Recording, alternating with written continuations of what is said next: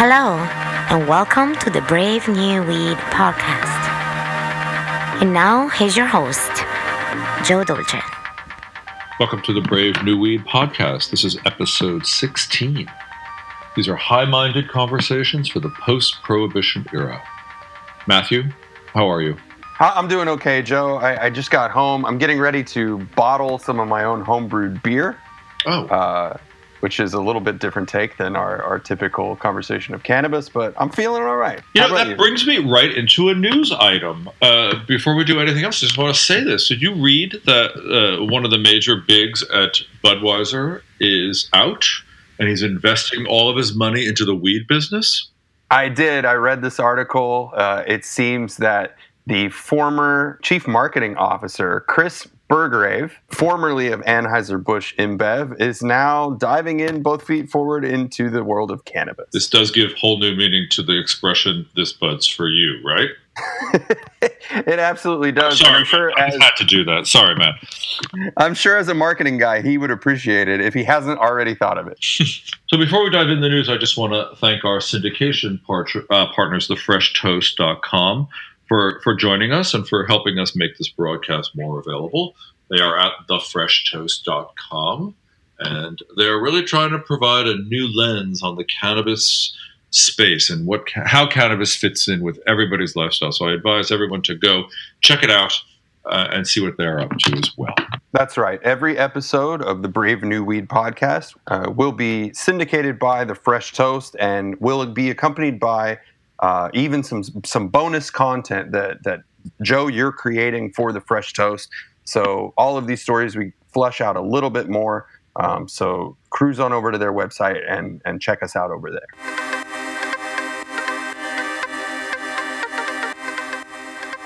What else do you see going on in the world? That's quite a big move, I think, in the world of industry. What else do you see happening? Well, before we move on, I think it speaks to something that we've discussed quite a lot, which is these signs of the coming post-prohibition era.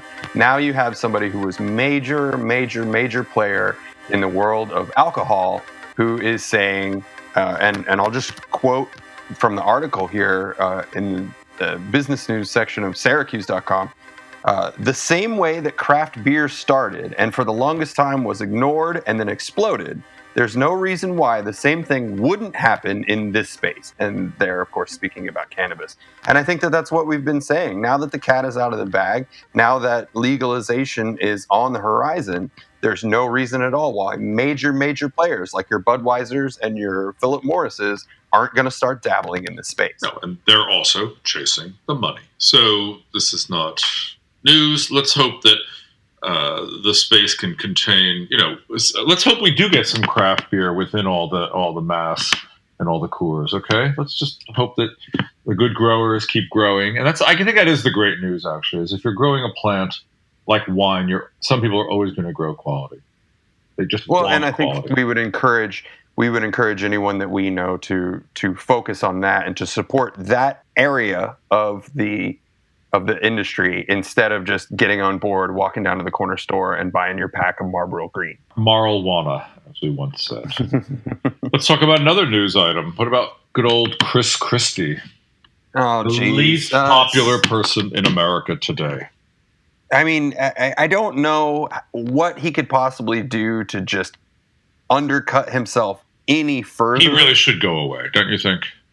Well, and I mean, clearly he is on the way out of New Jersey because they've just... Oh, yeah, they got rid of him. They got rid of him, and the signs for New Jersey point toward legalization, which is really good. Looking forward to see how that plays out.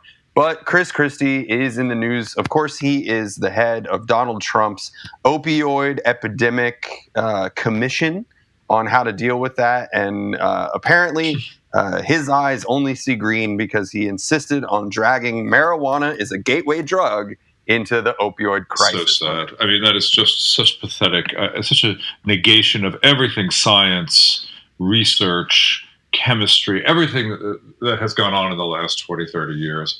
This guy is starting to trot out. He should really just go away. The problem is even New Jersey doesn't want him anymore. Where's he going to go? Well, apparently he's got a friend in Washington, so A couple of them, according to the article. He got Ben Carson to back up his stance, who even referenced the Reagan era "This is your brain on drugs" ad, which has now been famously debunked. And really, these guys are just trying to keep that dream alive of marijuana is how they're it really starts. Trying to revive all that sad drug war propaganda that's really fallen by the wayside. All of this is very confusing in a way, because today Jeff Sessions, one of my least favorite people, Jeff Beauregard Sessions, came out and said that the Cole memo basically stands. The states do have rights, and that the federal government is not going to interfere with the continuation of legalization, which is amazing. Yeah, it's really an unbelievable turnaround and admission. I mean, when he was asked by Representative Stephen Cohen, the Democrat from Tennessee, about his comment of cannabis is just as dangerous, if not more, than heroin, which we all know he famously said.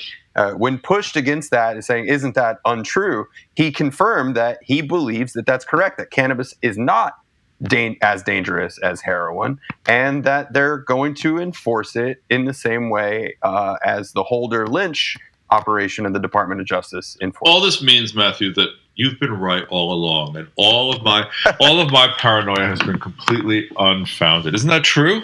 Well, I don't know that I would go. It does feel good to win this. I will say I've been saying for a long time that the doom and gloom outlook I did not actually see coming to fruition. So hearing Sessions basically kind of say that they're just going to stay with the Cole memo and with the way that Holder ran the Justice Department does feel like a victory. But I'll defer my prize onward and outward to the industry. Guys, it's a victory for you. Let me say, this is one instance that I am so happy to be wrong. It's also great that we have these guests on tonight. Apropos of this conversation, we have two of the top lobbyists for the cannabis industry on the show tonight as guests. These women they're on the liaison group. It's the only lobbying firm that's really dedicated solely to cannabis legalization policy, which is pretty amazing. And I've been wondering, as you have, as probably almost everybody has, what is really going on in Washington, and especially apropos of cannabis, right? Because there's no straight message coming at us. So I'm really happy to have Saphira Galoob and Tami Wahl on to really give us the perspective of what's happening up on that hill, which seems even farther away than ever before to me. So I want to welcome them on and thank them very much for joining us tonight.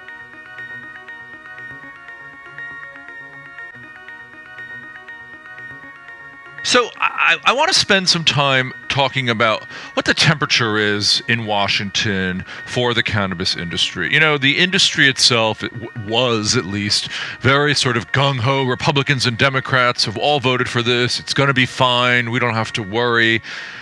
That was 8 or 9 months ago when I was hearing that. And I think the inconsistencies of this particular administration should call us all to question that wisdom, as it were, that conventional wisdom. Give me a sense of what's going on there. How do you guys see it? Thanks so much for having us again, Joe. I'm excited about this conversation, and I think it is fair that industry is a bit nervous about this. So I want to say, Tami and I are on the ground every day and in DC full time, and there is a bit of a difference between what people hear from the administration and the the big Jeff Sessions word versus what's happening in Congress. So what's happening in Congress? Give me the word. Give me the word here, because I think Jeff Sessions. Let's come back to this, but I think Jeff Sessions really is looking for a win, and he ain't getting it on any other front. This seems like the easiest one to go, but we'll come back to that. What's going on in Congress? Well, with their 30 medicinal programs in states and 16 limited programs and the voice and the vote of the people who have spoken, these congressional members are paying attention. And we focus a lot right now on the Republican side just because they have the power of the vote. We have some really interested and engaged congressional members, particularly with the new generation, freshman Republicans, some really interesting new champions, very articulate. Mm-hmm. They understand industry. They want to protect their state. They want to protect their patients. And so we are seeing a growing momentum of support in Congress. Amazing. Tami, you feel the same? Absolutely. The bipartisan support has been there. Ever since Robert Kafar came on, there was broad bipartisan support for that particular amendment, and it's only grown. What we are seeing is now certain other interests are coming online in that federal conversation, whether there's this tagline, regulate like alcohol, or give us 280E and you can tax us. And that is where some concerns come into play. So the broader conversation of should we legalize, should we decriminalize, that has very broad bipartisan support to essentially support states' rights. And now in getting very granular on what that agenda looks like going forward, which is one of our main concerns, looking at that federal overlay on how do the states and the federal level, how do they play together? Well, it's a very good question. So let me skip around here today. Cory Booker, a couple of months ago, proposed the idea, at least, of national legalization. Has that gotten any traction anywhere in any of the places you guys go? Well, there is some momentum behind that. However, we do lose Republicans on that particular concept. The concept of the 10th Amendment and states' rights, it is forcing the hand of certain Republicans, and that has been the safe space for Republicans to be an ally or at least friendly towards the industry. So is your prediction, if there ever were to be a legalization movement, that it would never happen under a Republican administration, given the current complexion of the Senate and the House? I don't know that Tami and I think Tami and I have more humility than to make predictions. Or more experience, anyway. Day and age, I mean, people say, isn't it just absolutely crazy in D.C.? You know, sometimes there is opportunity in chaos, and we see so much, new support congressionally that there are a lot of really different directions it could take. Even really bold directions. Incredibly articulate lawmakers are coming into this space and talking about the importance of protecting industry, that voices we haven't heard and seen before. I'll give two examples: Matt Gaetz from Florida, Tom Garrett from Virginia, outstanding advocates for industry and sponsors for new legislation. And these are conservative Republicans, middle-of-the-road Republicans, if there's any of those left. How do you characterize them? Conservative. I mean, I think the word, we could go into a whole discussion about the scale and, the nuance within the Republican Party, but that's an entirely different segment that I don't even know that I'm qualified to have, other than as a general public reader. But I think they tend to be, they're veterans. They're thoughtful, informed, and they're conservative in the more traditional sense, but they're not. They're incredibly knowledgeable and thoughtful and reasonable lawmakers. Right, and so that is an example of the congressional members that are joining us in D.C., very crisp and articulate. In addition to sort of a new way of thinking in D.C. from Congress, we also have economic data coming out of these state programs. We have opioid epidemic data right now, and we have science coming out to say what's the role of cannabis within that epidemic? Is there a favorable interaction with that epidemic? So, just the concept of cannabis itself, it's really it's broadened, and it's not just about should we legalize or decriminalize. There are so many other intended uses, or whether it's on incarceration. And the job creation, there are many more factors at the table now, which is it catches the attention of both sides of the aisle. And I want to jump on one other piece there, and that's the human factor. I mean, now that I am in the cannabis space full time and completely committed, I get an article every day from someone who knows that I'm in the space. Mainstream is talking about the efficacy and benefits of cannabis, and congressional members who may have not realized the people in their lives that are touched by this plant are now waking up. And we have seen members who, as early as last year, were, I'll say, hell no, we won't go. And now a dear friend or a friend's child has been impacted, whose life has been saved, And one person can push a congressional member to pivot. So the human story here is also both an impactful and important element and vehicle for moving us into a more supportive space in the federal. Yeah, I couldn't agree with you more. But it's never been my experience that a politician is going to say, "I really care about humanity," in order to do well, this. Let me be clear. I didn't say humanity. I said about a specific relationship in their life. Okay, fair enough. It seems like they're a lot more interested in things like taxes and money and law. But it seems to me that if we never get a national program, as interesting as you may think it is to have lots of states' rights doing things, there's real problems. Like, you can't carry your medicine across a state line, which is insane. And treatment by geography is just stupid and inhuman.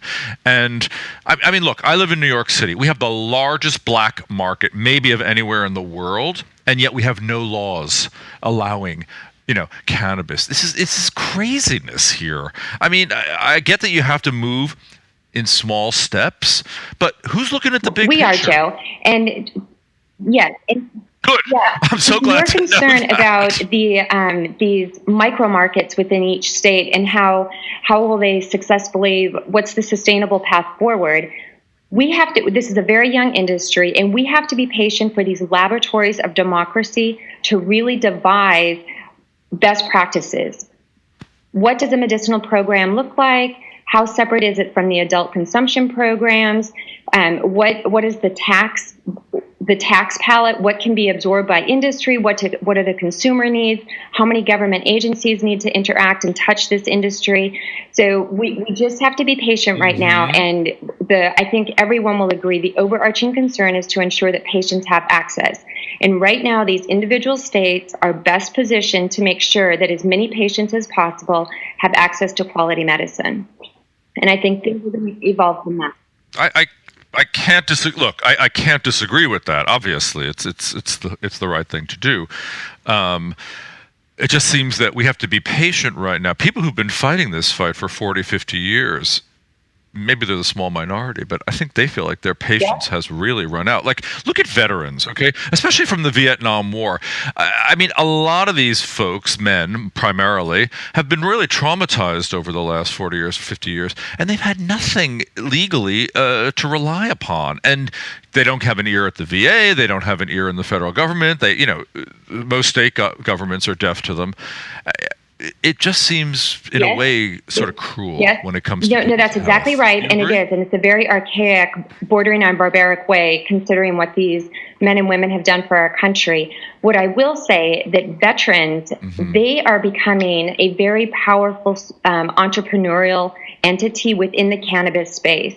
They are developing grows, and then they bring in veterans, they train them. They are transferring their skills that they've learned in the military on how to be a successful entrepreneur in our U.S. economy. That's so interesting. A lot Where's is that happening in California on that level, but there are nationwide coalitions and touch points. The connection that, and I'm not former military, but from the stories and what people have shared with me that have been in the military or are still in the military, it is palpable when you have conversations with these individuals on their love and support for their fellow service person and what they're willing to do to go to bat. And that message actually is being conveyed to congressional members.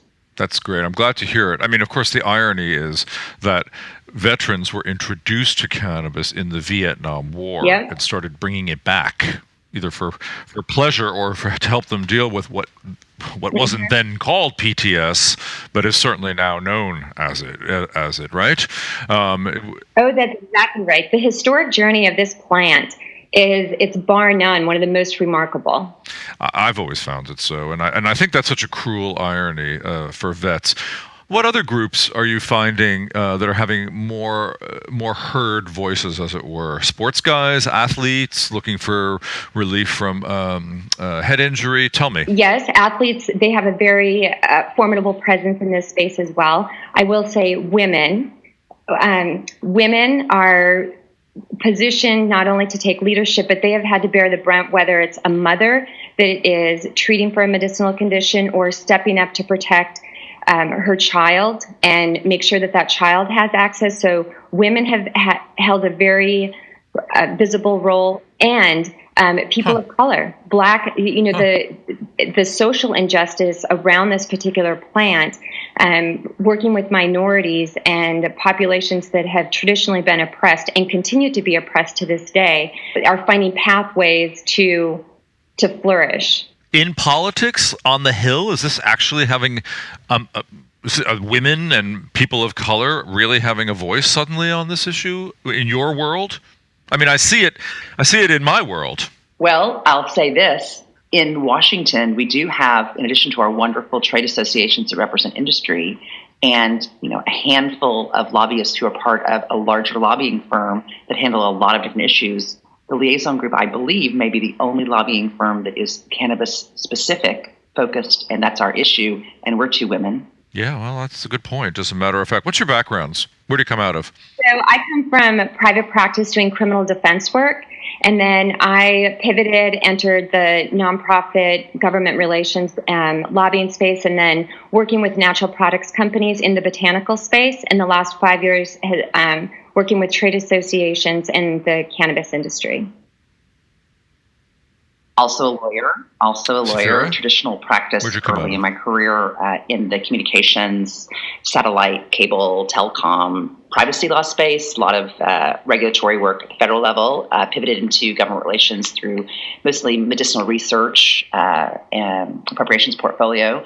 And then I went in-house and did work with NGOs and then started a couple of my own businesses. So I've got a real strong entrepreneurial spirit, and then pivoted back into the cannabis space with Liaison Group. And what on earth got you to enter this very difficult uphill battle? Okay. Are you Till Eulenspiegel carrying the sack of rocks up the mountain for Joe, pleasure? The cannabis industry is, it checks so many boxes. It's fantastically exciting.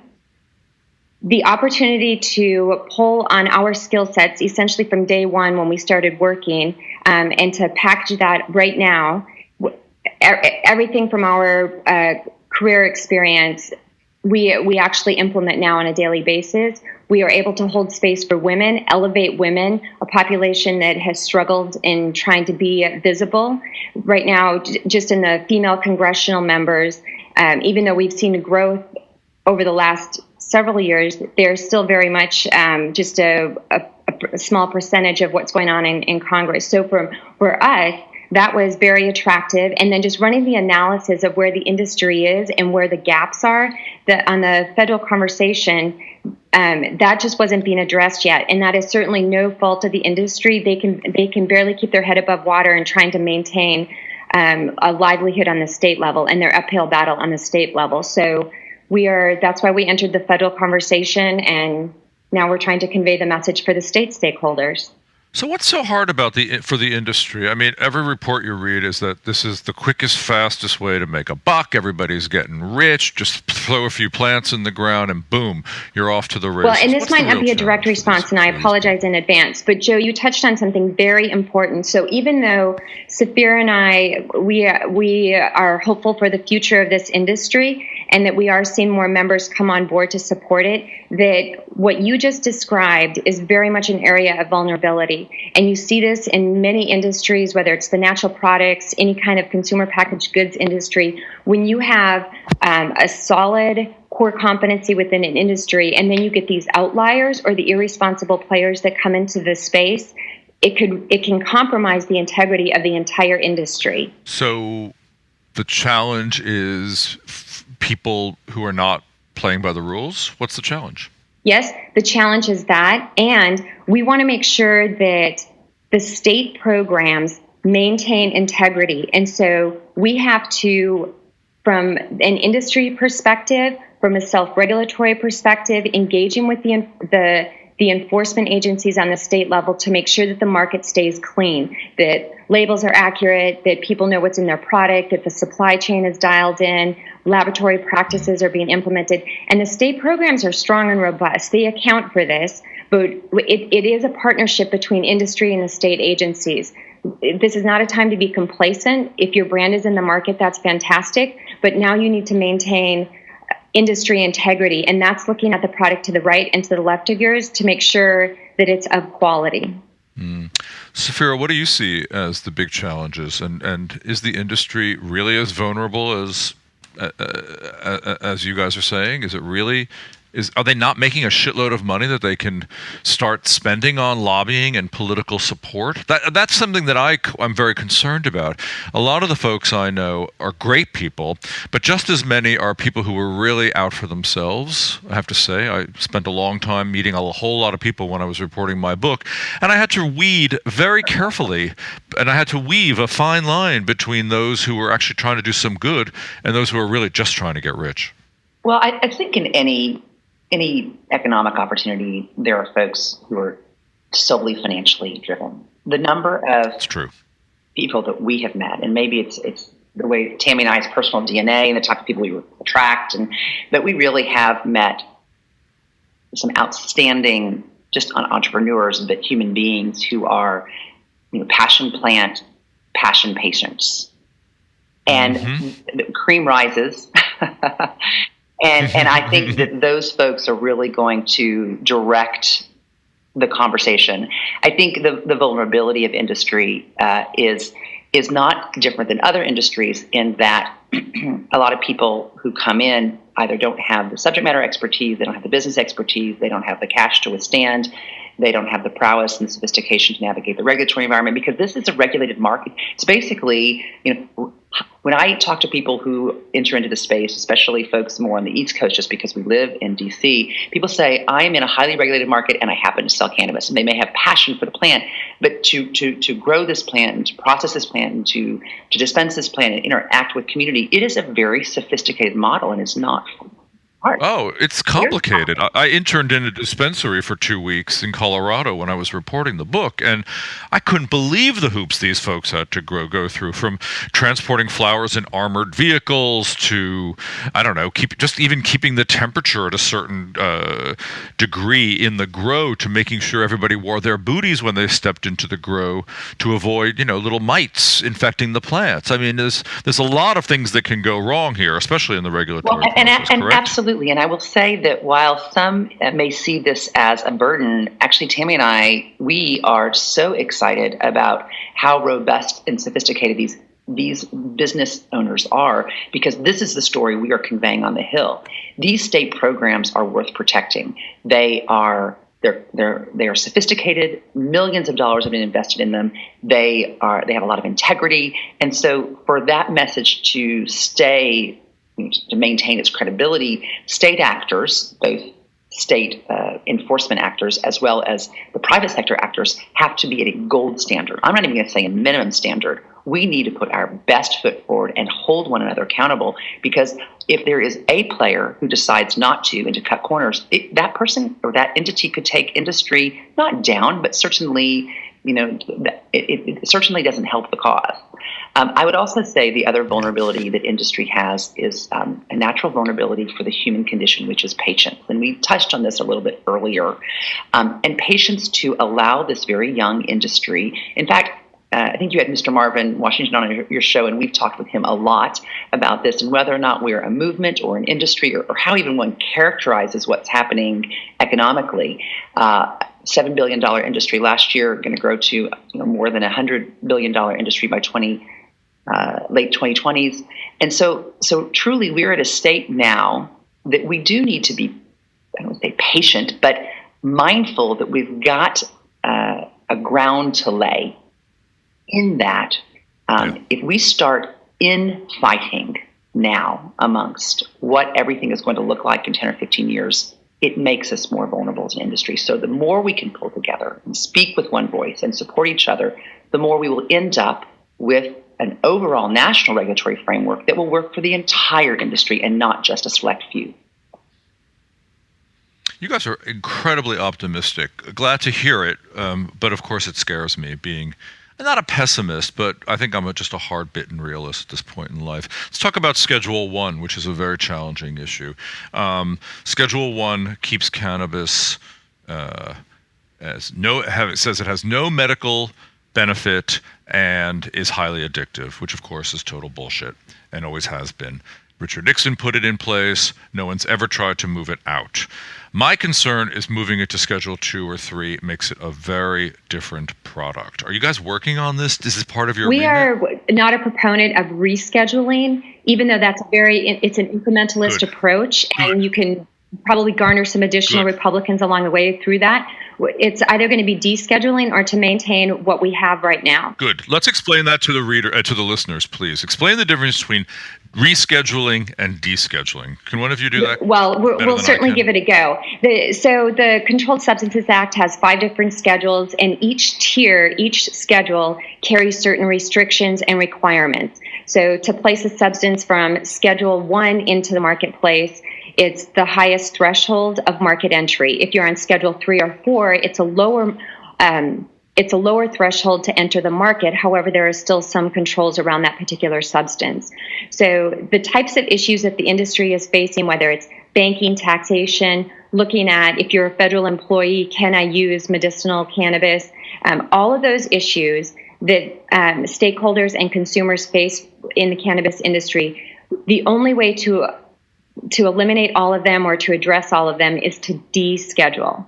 And so, you can maybe check one box if you're going to go to Schedule 2 or Schedule 3, but it really is just taking, Joe, I have a confession. I'm very bad at cliches, but I don't know, is one apple out of the apple cart at a time. I don't even know if that's an expression, but it's something like that. I don't know. It's just, it doesn't really move the mark. So, and because of the political climate overall, what we are in right now, I don't know if we need to take those baby steps. As long as we hold strong with where we are and wait for an opportunity to go in when the climate is, and it doesn't even have to be perfect, but when the appetite is there to go in for a descheduling request. And quite honestly, once you get into that descheduling conversation, you have to have a 5-10 year long game, and that is that the federal state interplay and the federal state international interplay.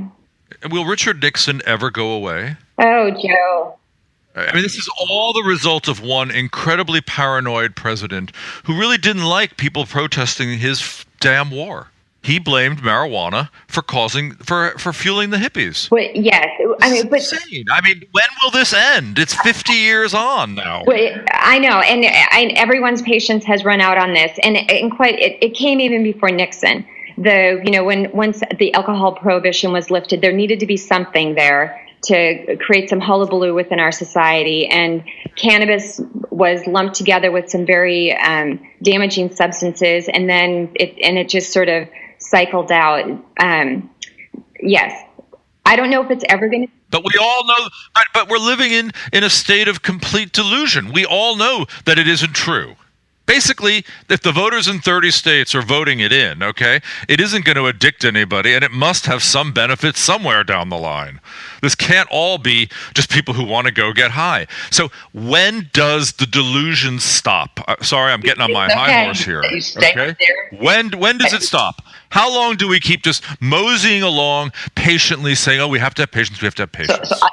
Because really, patients have no more. If you're sick, you don't really have that much more time. And for certainly any individual everywhere needs to have access to this medicine, and that is, I think that is our first line in, and generations. Like if you were to whiteboard the ages of congressional members, and you see where there's support and where there isn't. Access to medicinal cannabis, it crosses. There's the most support generationally on that. I'm gonna. Oh, really? Yeah, okay, yeah. good. Now, it is the case. Good. If you look at upper age bracket in Congress, some of the higher, older members are still uninformed, uneducated about the efficacy and benefits of the plant. You mean like Jeff Sessions, who runs the DOJ? He's a whole different category of. What is the category of this man's insanity? Can you explain it to me? What's his category? Joe, and that's fair enough. And when someone has been essentially programmed a certain way to try to reverse that, that's a very big lift. Now, what? But Rohrbacher could do it. I mean, this is a guy who's to the right of Attila the Hun. Well, yes. Although He's no genius. Believe me, he's no genius. I can say this. I don't have to lobby him. You can have your own opinion. But I read this man and I listen to what he says, and it is sometimes frightening. And he can switch his opinion. I mean, come on. What's it going to take to get these? Or is it Jeff Sessions? Is it my original point? He just needs a win on something. Well, I'll tell you. Yeah, I don't have the magic answer. I don't think that's a saying either. But I don't have the crystal ball. Yeah, with that one particular answer. What we do know is that there are so many different forces that are trying to keep Jeff Sessions at bay, and yet Jeff Sessions has still, or I should say that particular agency has still been able to find its way into the industry. No, absolutely. And I actually don't want to stop in terms of, I'd like to actually come back to the congressional dynamic. When is it going to end? But I do want to actually kind of jump into Tami was sharing in the way that Jeff Sessions, I think, is impacting industry because he is vocal, visual, and ardent. And it is not. It is also very true, especially folks who are on the ground. And we talk with lawyers and stakeholders who are experienced how the DOJ's tentacles is really, even though we're under this continuing resolution that we spoke about, and we have the Cole memo. The Department of Justice is extending its tentacles via other agencies, such as the IRS. The IRS the number of audits to cannabis businesses is drastically increasing. Banking vulnerability, that's we can have an entire section on that. But for example, banks are allowed to bank cannabis businesses if they comply with a guidance memo under the Department of Treasury. But that Department of Treasury memo is reliant on the Cole memo, and banks don't trust that Cole memo is going to stay intact. So they're not entering the space as a result. And we also see, other federal regulatory regimes, including regimes that have state-federal interplay, like OSHA. So utilizing other federal agencies is a place that Jeff Sessions is really impacting industry. I do not see his voice and his opinion impacting lawmakers in the way that industry think. Lawmakers that we talk to, and we probably have 5 to 7 meetings a week, every month. So we know a lot of folks, and particularly Republicans, and they are not taking their cue on this issue from Jeff Sessions. That would be Jeff Beauregard Sessions, by the way. Well, pardon my that is his middle name. Okay, that's not. I think we should always refer to him as Jeff Beauregard Sessions. Okay, because I think that tells you a whole lot about. But I do also want to give Tami and when people feel passionate about something, I never want to remove that passion, because that passion has brought this industry where it is. I do think, and I'm gonna put on my. I don't know. If you saw me, I may be stepping on my soapbox and talking a little bit about the importance. Okay, get up on it. Go.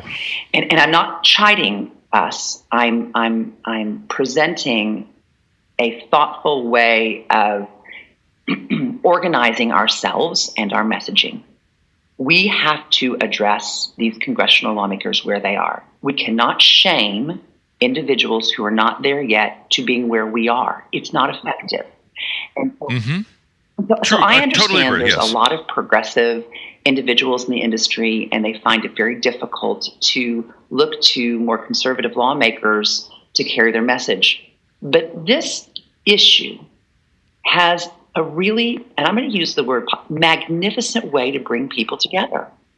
And people who are so far apart on issues that are so important to me as a person, and to us as women, and to society, and to progressives, they are far apart on this. And so industry, I don't want to say needs to kind of select its political battle. Maybe that's not the right word to use. Tami's like my limitation on being clever. But we have. I didn't say I was limited on being clever. I just said I'm horrible with cliches. I'll take that, limited on being clever. But I don't want to push back on your being so hard. I do want to push back on your being hard on some of these more conservative lawmakers. Okay. So I think it is not only. It's a little bit short-sighted, but it's also it's not going to advance our industry if we are not able to embrace the people who are at the table. This is these are our people. You're absolutely. And we need. This is why you're doing the hard work, and I'm just a troubadour. Because you're sensible, and you can sit at the table and say, "Yes, I hear you. I take your position." But I want to be clear. Because when we walk into offices who have more conservative members or staff, there are some amazing and smart and talented people who work for lawmakers who have more conservative agendas. For this issue, industry must realize that their champions on the Hill, from congressional support and staff, is a bipartisan composition. And any super progressive person that says, I don't want to support that person because they're not progressive or their staff, they're misguided on that. They're wrong on that. And Tami and I can send you a list of 100 staffers who may be conservative on other issues, but on this issue, they are outstanding. They are champions of this industry, and they deserve to be recognized, respected, acknowledged, and supported. Well, do you guys have a blog where you actually list those members? No, just you, Joe. Okay. One day you'll tell us who they are. So one more thing just let's talk about the Cole memo. Can you quickly explain what it did and how vulnerable it is? I mean, the Cheeto-in-chief seems completely hell-bent on undoing everything the Obama administration did, and we can talk about why that is some other time, but we basically know why. Here's the Cole memo, which basically said, hey, federal government, lay off the states, let them proceed, let them do what they want to do with this issue of legal cannabis. How vulnerable is this? What we know so far is that the task force within the DOJ came out with very neutral recommendations, essentially saying to just leave the Cole memo as is, which is going to preserve the status quo. What we also know is that the Cole memo has had a few different iterations, and the Treasury has borrowed the language from that Cole memo. So we have adoption by another agency, even if it's under the same umbrella, and that it's been long-standing. It started in 2009, even though the conversation started well in advance of 2009. So it's been there for a while, and not to be, to go down too many rabbit holes. But there are, when an agency forgoes enforcement or the rigor behind a certain regulatory framework, there may be some other vehicles to continue to hold their hands or tie their hands if they decide to reverse on that particular memo and guidance document. So if by chance something... So you're talking about through banking or through busting for illegal operations, that sort of thing? Other policy doctrines. If you have an agency that has a regulatory framework, and if they forgo enforcement on certain provisions of that for an extended period of time, where industry where industry relies on that, then for the agency to reverse on that, there may be a means through different policy doctrines to go back in and force the agency's hand to stay with that guidance document. So it's not, even if something were to happen with Cole, there are other means to go in and try to hold the agency accountable and to maintain essentially the Cole doctrine.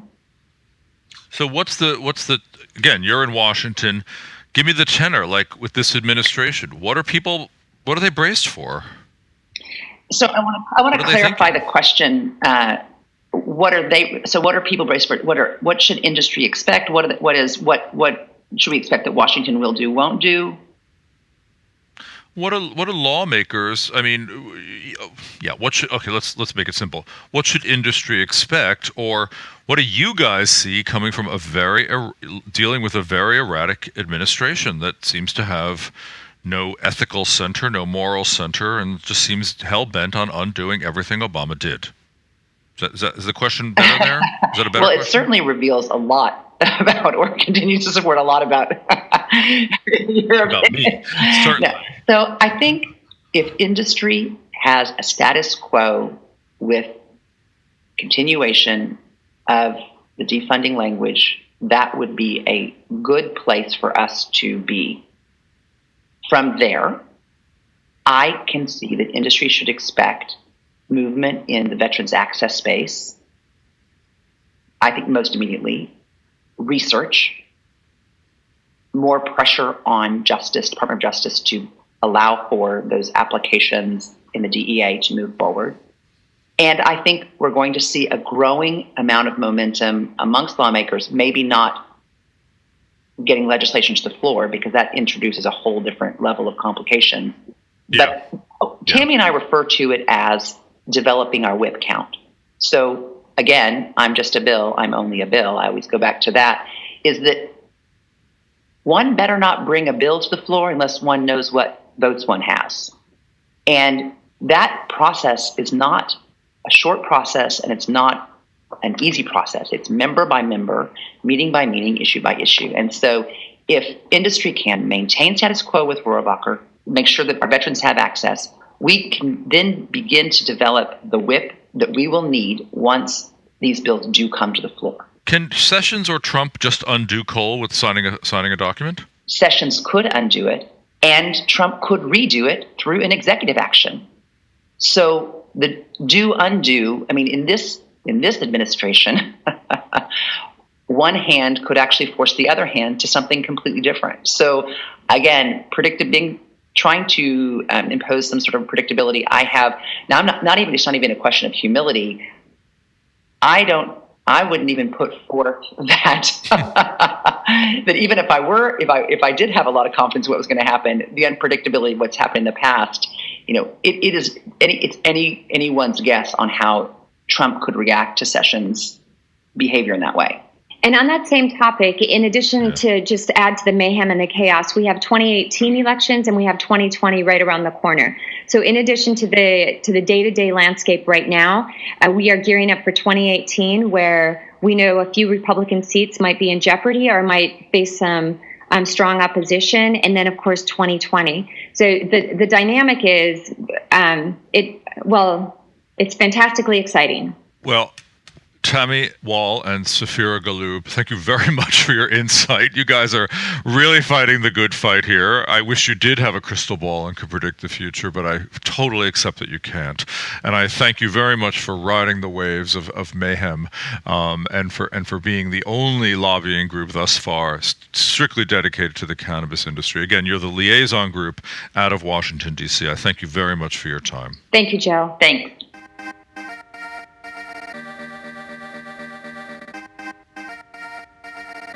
So I think that's great. Thank you so much for that interview, Saphira and Tami. It's just great to know that we have such smart people working on our behalf in Washington. And let's touch wood and hope that both Republicans and Democrats can come together at least on this one issue and make this happen.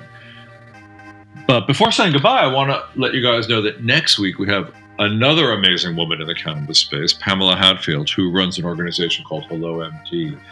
Pamela is one of the smartest people on opioid addiction in the country, but she's also really smart about how opioids and cannabis work together, how cannabis can actually lessen some of the harmful effects of opioids, yet increase their potency. So I really advise you to tune in. This is groundbreaking stuff. Christi is so, 1950s compared to what Pamela knows. And we actually have a solution to the problem we have created in our midst. And the solution is a botanical medicine that doesn't really have many bad effects. So maybe it's time to start using some of these solutions we have right in front of us. Matthew, on that note, let's say goodnight and goodbye and catch you next week. Thanks for listening to the Brave New Weed podcast. This episode and all future episodes are made possible by amazing listeners like yourself. If you like what you've heard, we encourage you to show your support by giving $1 a month for special access and rewards on patreon.com/bravenewweed. You can also follow us on Twitter and Instagram via @bravenewweed. Find us on Facebook at facebook.com/bravenewweed. And remember, you can always find more information about us or information discussed in each episode by pointing your favorite browser to bravenewweed.com.